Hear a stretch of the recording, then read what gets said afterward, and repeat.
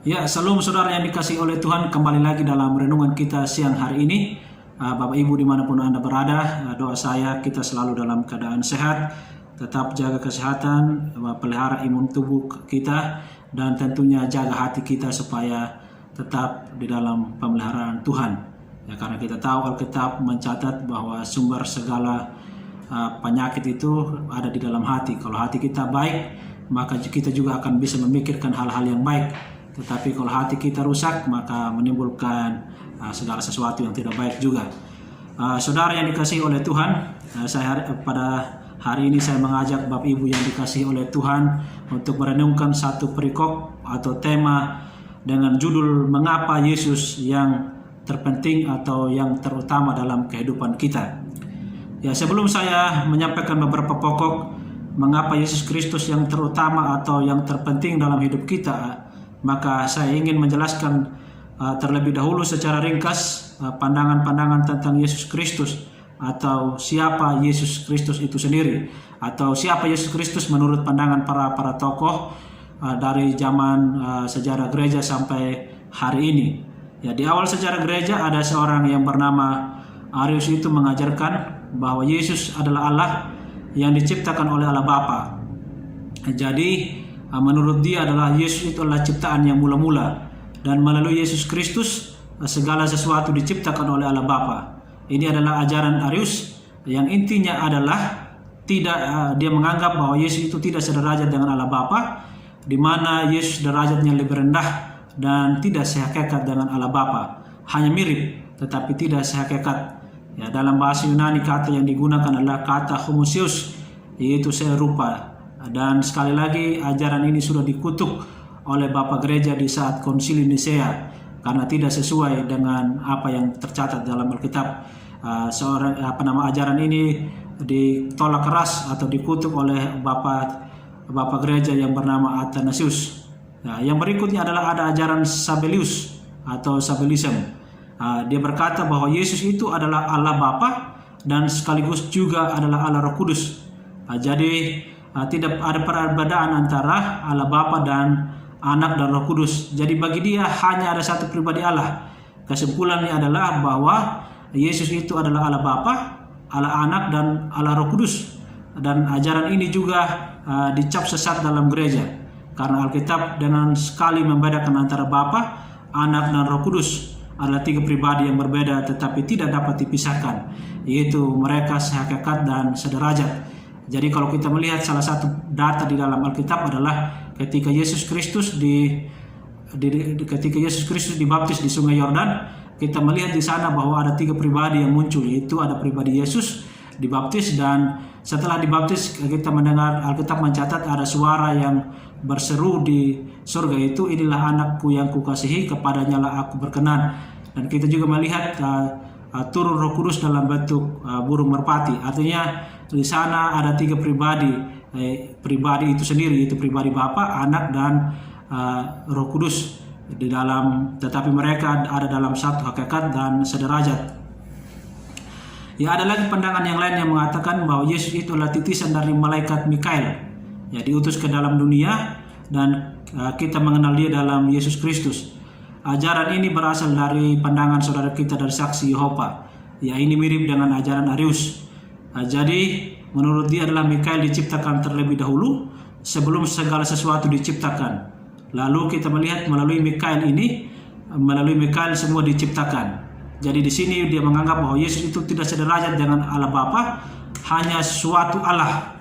Ya, makanya kalau kita membaca Alkitab Saksi Yehova itu dalam Injil Yohanes pasal 1 ayat 1 ada berkata di sana, pada mulanya suatu kalam. Kalau dalam Alkitab terjemahan baru adalah pada mulanya adalah firman, pada mulanya adalah kalam. Nah, itu artinya kalau dia mengatakan kata suatu di sana berarti sudah berbeda pengertiannya. Dan saudara yang dikasihi oleh Tuhan, terakhir di masa sekarang ini ada seorang pendeta yang sangat terkenal.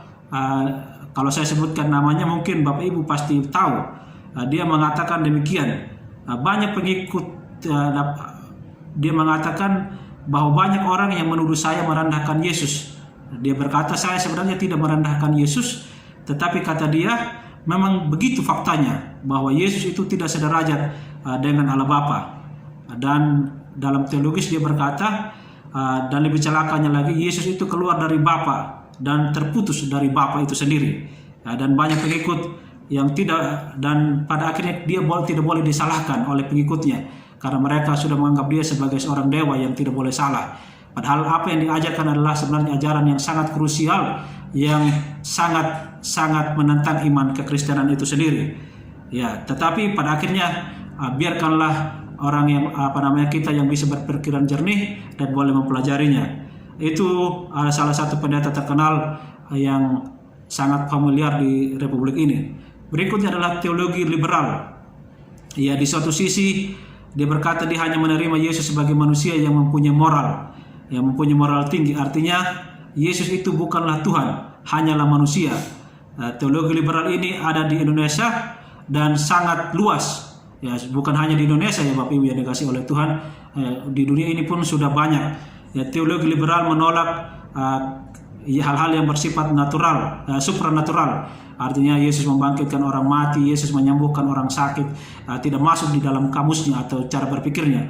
Ya, jadi cerita tentang Yesus Kristus, siapa Yesus Kristus ini sangat berbeda ya. Banyak pandangan yang mengatakan tentang siapa Yesus, tetapi pada akhirnya tidak membicarakan secara jelas apa yang Alkitab catat. Ya, ada satu cerita dari gereja di Indonesia bagian timur.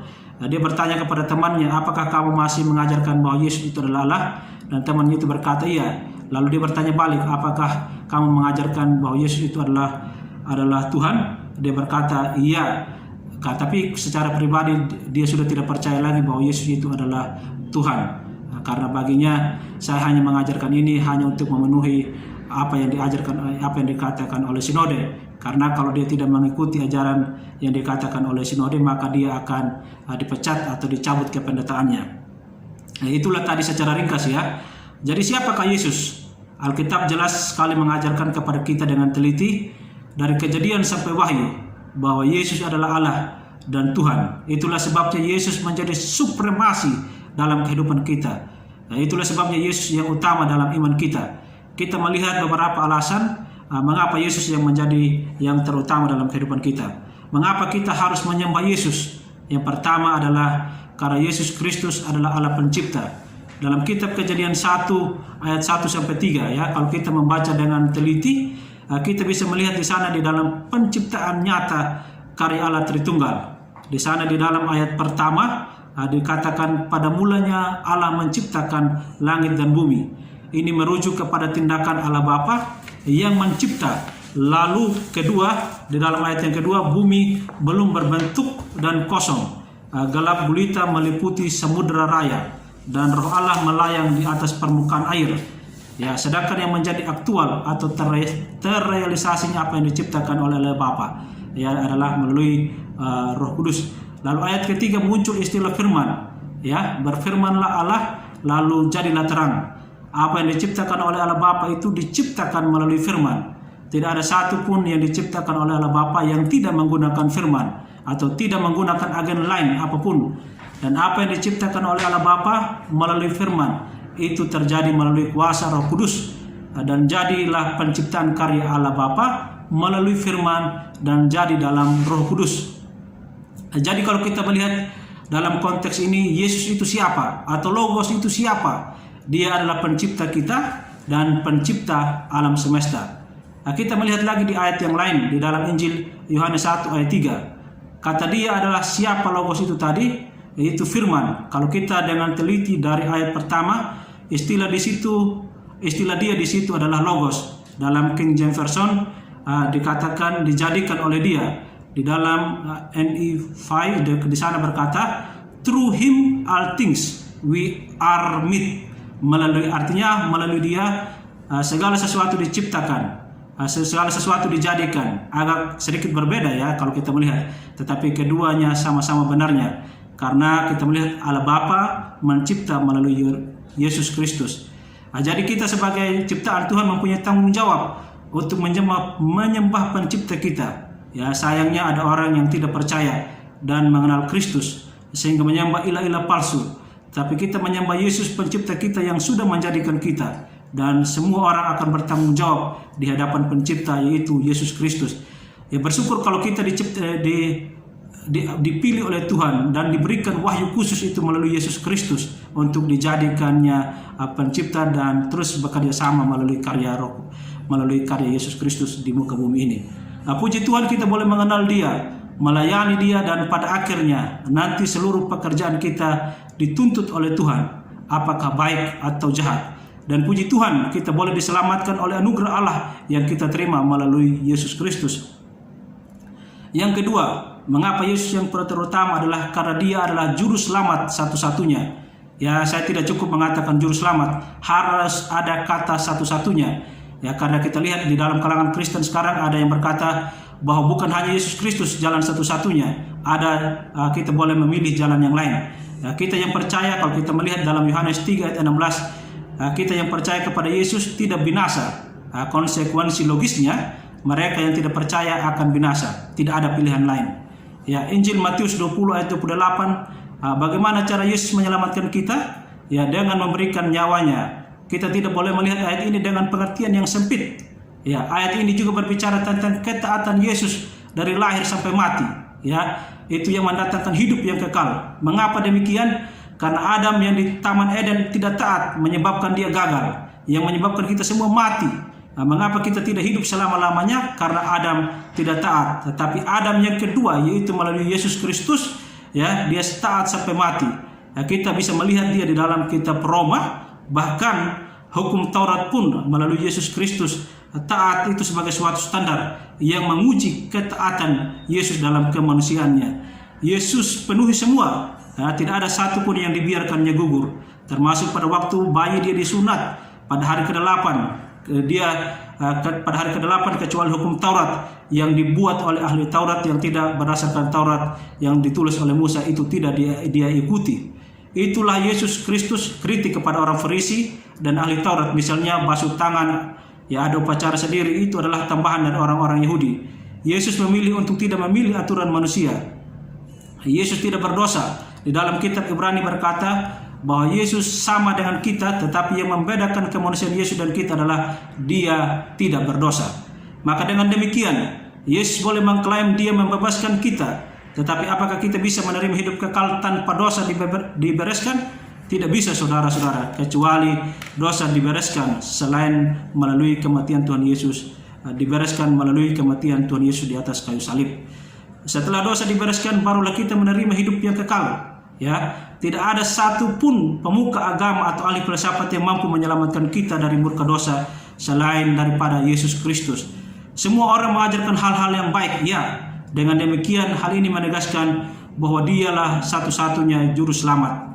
Percaya Yesus selamat, ya. Tidak percaya Yesus binasa. Ya, inilah sebenarnya khotbah Alkitabiah. Kalau mimbar berkata silakan berbuat baik kepada tetangga, tetapi kalau tidak ada Yesus di dalamnya, tidak ada Yesus yang berkorban untuk kita, yang mengklaim hidup kekal bagi kita, tidak ada pemberitaan mengenai Yesus Kristus sebagai Tuhan dan Juru Selamat, itu adalah kekeliruan yang besar di dalam gereja. Yesus Kristus satu-satunya Juru Selamat merupakan inti khotbah dari setiap gereja. Ya, harus disampaikan bahwa Yesus itu menjadi bintang utama dari setiap pemberitaan firman Tuhan. Ya, khotbah moral tidak pernah menyelamatkan manusia. Kalau hanya khotbah moral, banyak pemuka agama lain yang lebih hebat dari seorang pendeta. Tetapi kita, yang membedakan kita adalah menyampaikan keselamatan kepada semua orang, menyampaikan bahwa hanya satu-satunya jalan keselamatan melalui Yesus Kristus itu sendiri. Itulah poin penting dari sebuah kekristenan, dari kekristenan. Alasan yang terakhir adalah hanya di dalam Kristus kita mempunyai kepastian keselamatan. Ada orang Kristen yang percaya Yesus, kemudian ia bergantung. Kalau saya bisa memelihara iman saya bisa selamat. Kalau tidak, saya akan binasa. Ya, ada juga yang bilang, kalau saya Kristen, ya saya jadi Kristen, percaya Kristus, saya diselamatkan oleh Tuhan. Tetapi kalau saya tidak menjaga hidup saya berbuat dosa, maka keselamatan saya bisa hilang. Pandangan-pandangan seperti ini, ya saudara yang dikasihi oleh Tuhan, tidak alkitabiah. Karena kalau kita menerima pandangan seperti ini, bahwa keselamatan itu bergantung kepada Tuhan, tapi juga tidak hanya bergantung kepada Tuhan, tapi bergantung juga kepada manusia. Kalau bergantung kepada manusia, apa bedanya dengan apa yang diajarkan oleh agama lain? Melalui perbuatan baik. berbuat kepada nanti di surga ditimbang mana yang lebih berat. Itu ajaran dari saudara-saudara kita di luar sana. Kristen tidak mengajarkan demikian, saudara yang dikasihi oleh Tuhan. Kekristenan mengajarkan bahwa yang menyelamatkan kita adalah Tuhan. Ya, yang menyelamatkan kita adalah Tuhan. Yang mengukir iman kita di dalam kita juga adalah Tuhan. Yang menjaga supaya iman kita tidak gugur juga adalah Tuhan. Keselamatan kita bergantung mutlak kepada anugerah Tuhan. Nah, kalau kita membaca dalam Yohanes 10 ayat 8, ayat ini dengan jelas mengatakan, ya, dan tidak seorang pun yang dapat merebut kita dari tangan Tuhan atau dari tanganku, kata Tuhan. Maka dalam pengertian ini tidak ada Kristen sejati yang bisa murtad. Yang murtad itu hanyalah kambing. Ya, banyak kambing di dalam gereja, dan tugas kita adalah memeriksa diri kita. Sungguhkah kita menerima Dia sebagai juru selamat satu-satunya? Atau kita ke gereja hanya ikut-ikutan? Atau karena suami atau pacar saudara adalah orang Kristen, maka kalian pergi ke gereja? Ini adalah sesuatu yang harus diperiksa di dalam diri kita. Atau kita mungkin sudah Kristen dari lahir, atau papa mama kita dari dulunya sudah Kristen, saya ikut menjadi Kristen. Nah, kalau kita belum sungguh-sungguh menerima Yesus, kita sebagai juru selamat, ya juru selamat sekalipun, maka sekalipun Anda seorang majelis jemaat, bahkan pendeta-pendeta, orang yang demikian juga nantinya bisa murtad. Dia pergi karena memang bukan milik Kristus. Itulah sebabnya ada banyak pendeta yang pindah agama. Ya, lalu setelah mereka pindah agama, mereka rajin sekali berdakwah atau berkhotbah menjelek-jelekkan iman Kristen. Ya, kalau kita melihat ada satu pendeta yang sangat fenomenal yang berkata bahwa dia sangat menjelek-jelekkan Kristen. Bahkan hari-hari ini kita pernah mendengar yang mengaku dirinya sebagai seorang anak kardinal. Ya, bayangkan saja, dia saking menipunya, dia berkata dia anak kardinal. Dari mana ceritanya seorang kardinal mempunyai seorang istri dan mempunyai seorang anak? Nah, itu adalah kekeliruan. Tapi pada intinya dia sangat dipercaya ketika dia sudah meninggalkan Yesus. Tetapi ini sebenarnya saudara yang dikasihi oleh Tuhan, biarkan saja dia pergi, karena Tuhan sedang memisahkan kita dari kambing dan domba. Kalau dia domba, kalau kita domba, maka kita akan tetap kepada Kristus. Tapi kalau dia kambing, Tuhan akan memisahkan cepat atau lambat. Jadi kalau ada orang yang sungguh-sungguh murtad, itu bukanlah orang Kristen.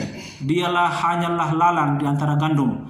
Ya, kalau orang Kristen sejati tidak mungkin murtad. Nah, di dalam Kristus ada kepastian keselamatan, bukan mudah-mudahan. Tidak ada kata mudah-mudahan di sana. Nah, begitu percaya Yesus sungguh-sungguh pasti selamat. Lalu ada pertanyaan, bagaimana kalau saya masih ada dosa? Justru dosa mula yang dibereskan oleh Yesus Kristus. Waktu Yesus berkata di atas kayu salib, sudah selesai. Ya, dia sudah menyelesaikan pekerjaan tugas pendamaian, mendamaikan hati Allah yang murka terhadap orang berdosa, sehingga murka Allah diredahkan di atas kayu salib. Apa yang diselesaikan Yesus di atas kayu salib? Apakah hanya dosa masa lalumu? Tidak. Dosa dari lahir sampai mati sudah dibereskan oleh Yesus Kristus. Betapa indahnya pengampunan dari Yesus Kristus itu. Dosa masa lalumu, dosamu yang sekarang, dan dosamu yang akan datang sudah dibereskan oleh Yesus Kristus di atas kayu salib. Betapa dalamnya anugerah, bahkan dosa yang belum dilakukan sudah diampuni oleh Yesus Kristus. Sudah diselesaikan. Itulah sebabnya sebagai orang Kristen, kalau kita sadar akan hal ini, maka kita harus menjauhi dosa. Nah, kita harus membuang dosa dalam kehidupan kita. Karena Yesus Kristus mengasihi kita dengan kasih yang begitu dalam, yang dia sudah mati bagi kita.